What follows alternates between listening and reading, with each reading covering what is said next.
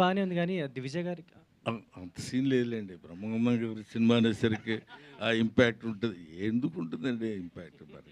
ఆ సినిమాలే, ఈ సినిమాయే బావుంటే చూస్తారు, లేకపోతే చూడరండి. మీరు మామూలోళ్ళు కాదు. కాకపోతే ఒక్క విషయం మనం తెలుసుకోవాల్సిందేంటంటే, ప్రతి వాళ్ళు తెలుసుకోవాల్సిన విషయం, దేవుడిని ప్రార్థించుకోవాల్సిన విషయం కూడా ఏంటంటే, మన గొప్పోళ్ళం అన్న విషయం మనకు తెలియకుండా ఉండాలని.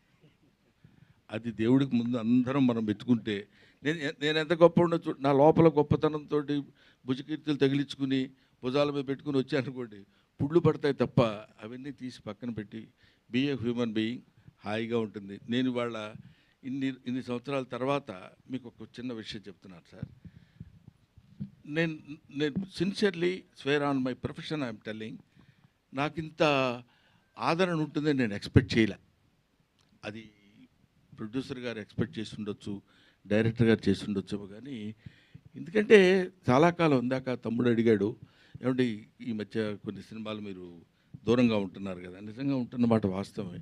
అయినా ఈ సినిమాలో స్టిల్ బ్రహ్మానందం సినిమా అనగానే వాడి సినిమాలో ఏదో కామెడీయో లేకపోతే ఇంకోటి ఉంటే చాలా కాలమైంది రావడం చూసి చూద్దాం అనుకునేటువంటి ఐడియాతోటి రావడం అనేది రియలీ ఇట్స్ మై బ్లెస్సింగ్స్. ఇప్పుడు అర్థమవుతుంది, ఓహో.